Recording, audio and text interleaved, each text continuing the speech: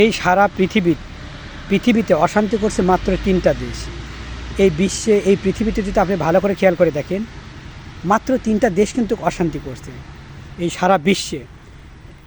আপনারা হয়তো অনেকে 3টা দেশের নাম নাও জানতে পারেন যে কোন কোন 3টা দেশ যে সারা বিশ্বকে অশান্তি করছে।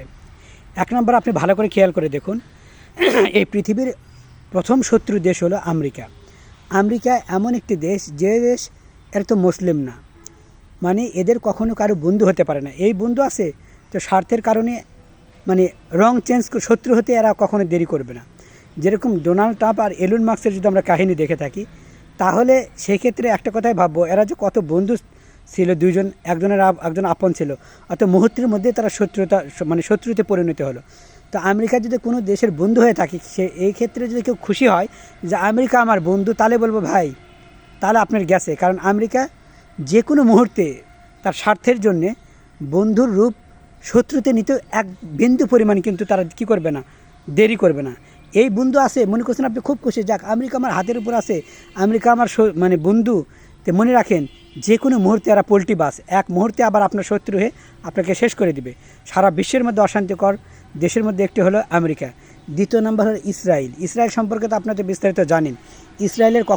ইসরায়েল ব্যতীত অন্য কেউ কখনো কারো বন্ধু হতে পারে না। ইসরায়েল অশান্তির মধ্যে যদি ধরা হয়, তো আমি মনে করি যে তারা সেরা। আমেরিকা ইসরায়েল ওই একই, যে লাউ সেই কদু। তৃতীয় নাম্বার দেশ হলো ভারত।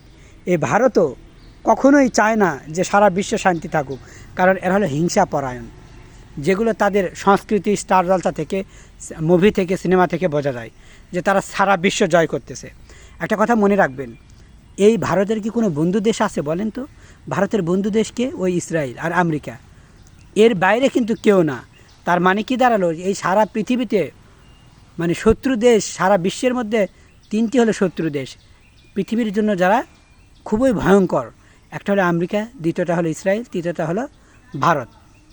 নতুবা চিন্তা করে দেখুন তো, ভারত এত বড় একটা দেশ, চাইলেও সবার সাথে ভালো সম্পর্ক রাখতে পারতো, চীনের সাথে ভালো সম্পর্ক হতে পারতো, পাকিস্তান তার পাশের দেশ সম্পর্ক ভালো হতে পারতো। আদৌ কি হয়েছে? কেন হয়নি? যেহেতু পাকিস্তানি, এই মূল কারণ হলো এরা হলো মুসলমানদেরকে দেখতে পারে না। কারা দেখতে পারে না? ভারতেরা। এই কারণে মনে করছে পাকিস্তান দুর্বল দেশ, একটা আক্রমণ করে দেখি। তো এই জন্য আক্রমণ করছে, করার পর যদিও সে না পারছে, এখন আবার বাংলাদেশের দিকে ফসলাচ্ছে যে কীভাবে কী করা যায়। আমার কথা হলো, আপনারা যদি ভালো করে দেখে থাকেন, এই পাকিস্তান, আপনারা দেখেন না যারা কত মুসলমানকে গুম করেছে, মারছে, পিটছে, তাদের মসজিদ ভাঙছে, মাজার ভাঙছে, বাড়িঘর ভেঙে গুঁড়া করে দিয়েছে, এবং সেই জায়গাগুলো তারা দখল করার চেষ্টা চালাচ্ছে। শুধু এখানে নয়, বাবরি মসজিদের যে ঘটনাটা ঘটেছে, রায় হয়ে গেছে আদালতের মাধ্যমে, সেই বাবরি মসজিদ কিন্তু মুসলমানের নামের জায়গা। আমার কথা হলো, আমার নামে যদি জায়গার দলিল থেকে থাকে, প্রমাণ থাকে, এরপরেও কেমন করে অন্বেষণার হয় বলেন তো? এখন প্রশ্ন করবেন, ওই মাটির তলে থেকে তো রাম মন্দিরের টাম পাওয়া গেছে, মাটির তল থেকে সোনাও বাড়াক আর দানায় বাড়াক। আমার একটা বাড়িতে আমার নামে দলিল আছে, এই বাড়িতে আমার বোন থাকতে পারে, এই বাড়িতে আমার আরও ফুফু থাকতে পারে, খালাখালি থাকতে পারে। তার মানে কি এরা বাড়ির মালিক? কারণ দলিল তো আমার নামে, তাহলে তো মালিক, তো প্রকৃত মালিক আমি। তাহলে বাবরি মসজিদের জায়গাটা, এটা মুসলমানের হওয়া সত্ত্বেও তারা কি করছে, এই বাবরি মসজিদ ভেঙে রাম মন্দির তৈরি করছে। মানে এদের ভিতরে এত হিংসা, আর এরা এত ভয়ঙ্কর, আপনারা বুঝতেইছেন না। সারা বিশ্বের মধ্যে যদি এই 3টি দেশকে দমানো না যায়, তাহলে মনে করবেন যে সারা বিশ্বে যুদ্ধ ছড়িয়ে পড়তে আর সময় লাগবে না। 1 নম্বর হলো আমেরিকা, দ্বিতীয় নম্বর হলো ইসরায়েল, তৃতীয় নম্বর হলো ভারত। ভারতে এই যে মুসলমানরা যখন নামাজে যাচ্ছে তখন পিটাচ্ছে, যখন দেখবেন রোজার মধ্যে আসছে, কেউ রোজা রাখতে পারতেছে না, জোর করে পানি খাওয়াচ্ছে, অনেককে জোর করে জয় শ্রীরাম বলাচ্ছে, যদি জয় শ্রীরাম না বলে তাহলে তাকে পিটে মেরে ফেলা হচ্ছে।